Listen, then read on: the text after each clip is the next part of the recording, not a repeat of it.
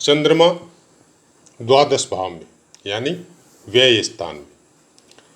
जय माता की मित्रों, मेष लगन की चर्चा कर रहे हैं फिलहाल हम लोग, और अभी पाठ शुरू कर रखे हैं चंद्र ग्रह के।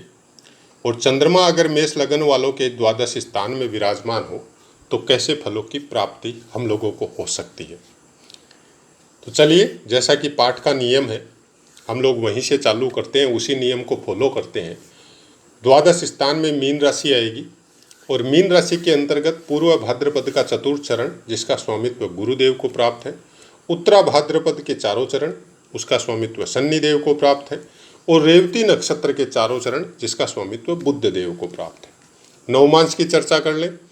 3.20 डिग्री तक कर्क का नवमांश रहेगा अगर चंद्रमा द्वादश मीन राशि पे हो, और 6.40 डिग्री तक सिंह का नवमांश रहेगा, 10 डिग्री तक कन्या का नवमांश रहेगा, 13.20 डिग्री तक तुला का नवमांश रहेगा, 16.40 डिग्री तक वृश्चिक का नवमांश रहेगा, 20 डिग्री तक धनु का नवमांश रहेगा, और 23.20 डिग्री तक मकर का नवमांश रहेगा, 26.40 डिग्री तक कुंभ का नवमांश रहेगा, और 26.40 डिग्री से लेके 30 डिग्री तक मीन का नवमांश रहेगा। मीन राशि में मीन का नवमांश, यहाँ पे चंद्रमा वर्गोत्तमी हो जाता है। और वर्गोत्तमी ग्रह चाहे नीच का हो, चाहे उच्च का हो, चाहे आपका क्षीण बली हो, चाहे पाप प्रभाव से युक्त हो, चाहे कैसा भी हो, वो कभी भी अशुभ फल आपको नहीं देता है। वो शुभ फलों में कमी हो सकती है, वो अलग मैटर है, लेकिन आपको अशुभ फल प्राप्त नहीं होंगे उस ग्रह के।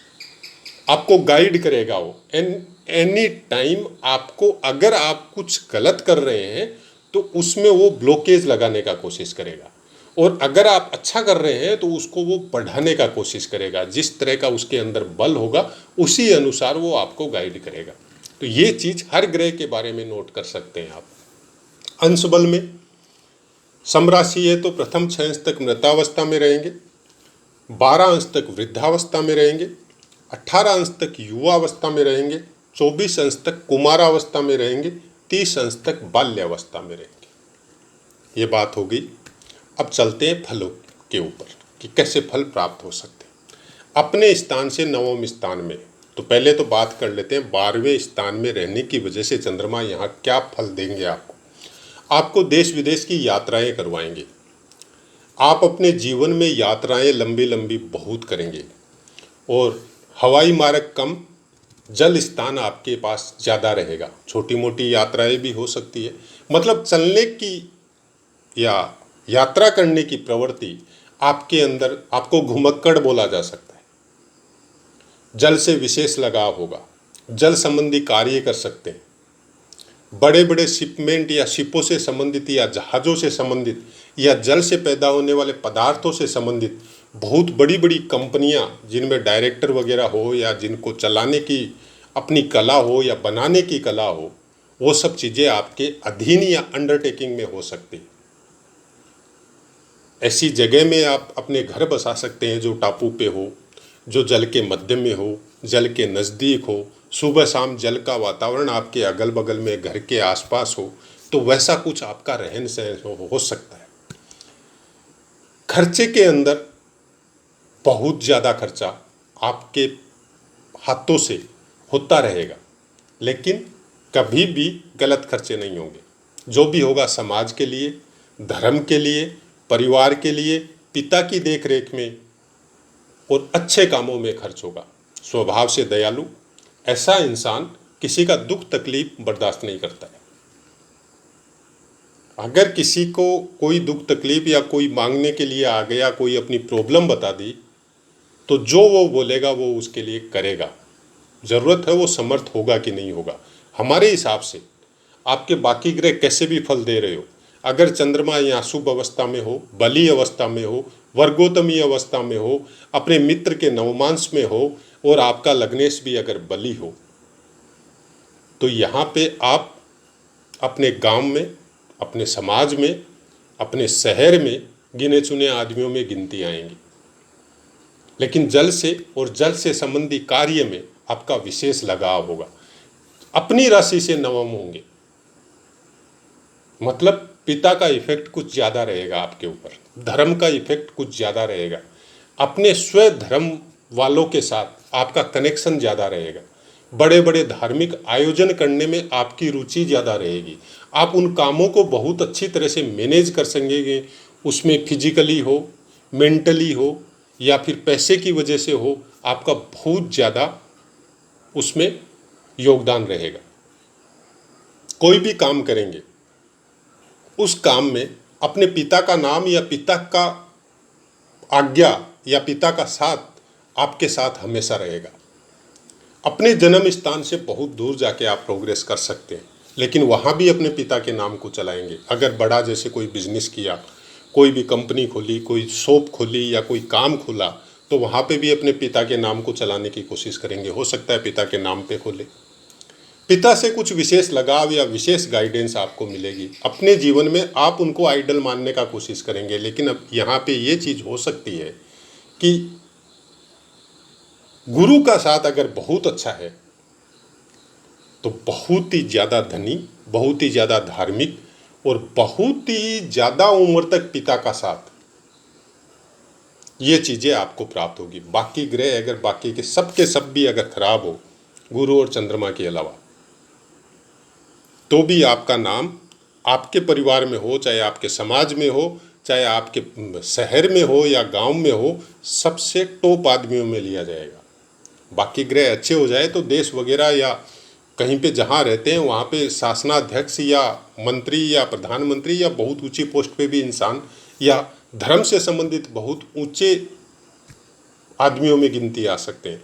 ऐसा आदमी ज़रूरत से ज़्यादा धार्मिक होता है, लेकिन कट्टर नहीं होता है, स्वभाव से बहुत दयालु होता है।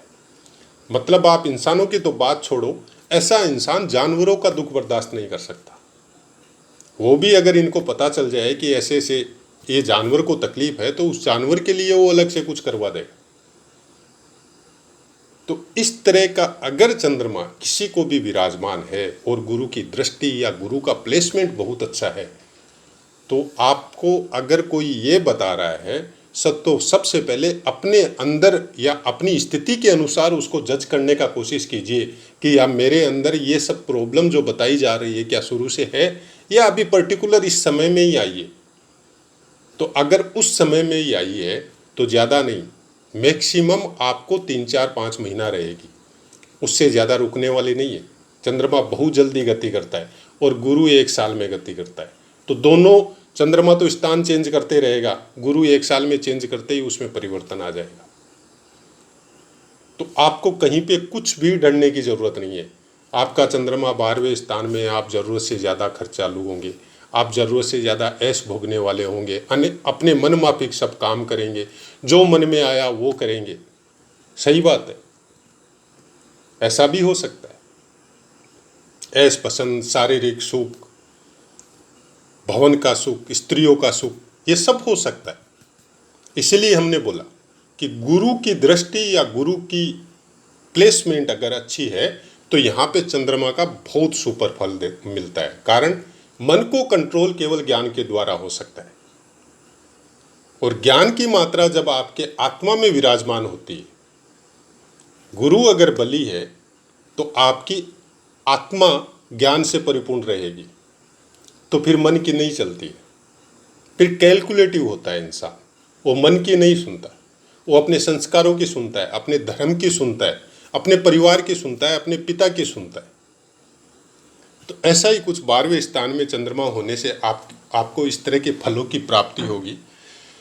और ज्योतिष से संबंधित जो पाठ आपको दिए जा रहे हैं, जिन पाठों को हम ये सब बताने की कोशिश करते हैं कि क्या पुस्तकों में लिखा है और क्या अभ्यास में मिलता है और तत्व के हिसाब से आप क्या उसको समझ सकते हैं। जब भी आपको चंद्रमा के फलों की या चंद्रमा के फलों को जानने के विषय में या किसी भी ग्रह को जब आप जानो तो उसके कारकत्व क्या है, वो किस टाइप का ग्रह है, कैसा उसका स्वभाव है, कैसी उसके अंदर कौन सी चीज़ों का भरमार है, कौन सी चीज़ें वो दे सकता है आपको। इसमें जल तत्व का भरमार है तो चंद्रमा पूरे शरीर के जल तत्व को उद्वेलित करता है, डिस्टर्ब करता है या मैनेज करता है, सब चीज़ें करता है। खराब है, पापी है, क्रूर ग्रह से युक्त है या दृष्टि है तो वो उसको डिस्टर्ब करेगा। अगर वो अच्छा है, अच्छे ग्रह की दृष्टि है, शुभ ग्रह से युक्त है, या जहाँ वो बैठा है उसका स्वामी अच्छी जगह में प्लेस है, खुद भी अंशों में बली है, शुभ नवमांश में है, तब वो उस चीज़ को मैनेज करेगा, जल को मैनेज करेगा। और जल अगर शरीर में मैनेज हो गया तो आपकी 90% बीमारी या 90% तकलीफ खत्म हो जाती है। सबसे ज़्यादा तकलीफ हम लोगों अपने पूर्वजों से या ऋषि मुनियों से, जो पुराने ज़माने में हम लोगों को एक मुहावरा सुनने को मिलता है कि मन के हारे हार और मन के जीते जीत। अगर आप कोई भी काम करने से पहले अपने मन में यह दृढ़ संकल्प ले लें कि नहीं, हम इसमें पास होगा या हम इसको करके छोड़ेगा, तो आपकी पहली जीत वहीं से चालू हो जाती है और फिर वो आदमी उस काम को करके छोड़ता है। चंद्रमा आपके मन का कारक है, और जब मन में संकल्प अच्छा हो, दृढ़ संकल्प हो, वो चीज़ देगा चंद्रमा। हाँ, शारीरिक स्वास्थ्य चाहिए, उसके साथ बल भी चाहिए, उसके साथ साहस भी चाहिए। तो वो सब चीज़ें बाकी ग्रहों के ऊपर डिपेंड है कि किस तरह का आपके अंदर बल है, किस तरह का आपके अंदर साहस है। वो सब चीज़ें वो बाकी ग्रह से देखी जाएगी। लेकिन चंद्रमा का बल, मनोबल, एक बहुत बड़ी पॉजिटिव पावर होती है आदमी के खुद के अंदर। क्षीण काया हो सकती है, शरीर से दुर्बल हो सकते हैं, लेकिन फिर भी अगर मनोबली है आदमी, तो अब कैसे भी करके अपने लक्ष्य को प्राप्त करेगा। वो डिगेगा नहीं, वो उसका ध्यान उसी लक्ष्य पर केंद्रित रहेगा। वो गिरेगा, फिर उठेगा, फिर उसकी तरफ भागेगा और लास्ट में उसको प्राप्त करके छोड़ेगा। तो ऐसा ही कुछ चंद्रमा और सूर्य, दो ग्रह को जब देखना है तो आपको ये सोचना पड़ेगा कि चंद्रमा आपके मन का कारक है, सूर्य आपकी आत्मा का कारक है। जब दोनों का योग सम्मिलित हो जाए, दोनों की प्लेसमेंट अच्छी हो जाए, तो आदमी को कोई भी काम करने से कोई रोक नहीं सकता। अब वो संस्कारों के वशीभूत हो, बाकी ग्रह के वशीभूत हो, या और कोई कारणवश वो कौन से काम करता है, वो बाकी ग्रह या बाकी कुंडली या परिवार का पूरा वो सब देखने के बाद में पता चलेगा। लेकिन उनको रोकना बहुत मुश्किल है अगर दोनों बलवान है तो। ये अपने लक्ष्य को बहुत जल्दी और बहुत फोर्सली प्राप्त करते, किसी की नहीं सुनते। मार्ग में जो भी रुकावट आएगी उसको तोड़ेंगे, फोड़ेंगे, पार करेंगे, छोड़ेंगे नहीं। उस लक्ष्य को वो प्राप्त करके छोड़ेंगे। जरूरत सूर्य और चंद्रमा दोनों बली होने पे है। लेकिन ये भी बात सही है कि 95% कुंडलियों में दो में से एक ही ज़्यादा बली होता है, दोनों पूरे बली नहीं होते। या तो सूर्य बली होगा या चंद्रमा बली होगा, या फिर दोनों ठीक ठाक होंगे। साधारण जीवन, मिडिल जीवन, अपर जीवन और सुपर अपर जीवन, पूरे विश्व के हिसाब से अगर हम लोग देखें तो सब धन संपदा पूरे वर्ल्ड की, पूरी पृथ्वी की मैक्सिमम 2 या 3% आदमियों के पास है। उनको हम लोग बोल सकते हैं कि सूर्य और चंद्रमा दोनों बली है, और बाकी ग्रहों का भी साथ मिल रहा है। तो ऐसा ही कुछ जन्मपत्री के विषय में जब हम लोगों को देखना हो, तो हम लोगों को उसके कारकत्व, उस भाव के कारकत्व और वर्तमान के हम लोगों के रहन सहन, परिस्थिति, देश, वो सब चीज़ें देखनी पड़ेगी। तब उन फलों को, अब अगर आपका चंद्रमा बहुत बली है, बहुत अच्छा है, लेकिन देश काल परिस्थिति अनुसार आप ऐसे जगह में है जहाँ पे कोई प्रोग्रेस की उम्मीद नहीं है, तो फिर उस जगह के हिसाब से आप प्रोग्रेस करेंगे। वहाँ की जो सिचुएशन है उसमें आपका नाम होगा, लेकिन दूसरे देश में उस नाम की कोई वैल्यू नहीं है। तो वैसा ही कुछ हम लोगों को समझना पड़ेगा इसके विषय में। अब अपनी वाणी को विराम देते हैं। पाठ से संबंधित कोई बात हो आप कमेंट कीजिए, आपको 100% आंसर मिलेगा। जय माता।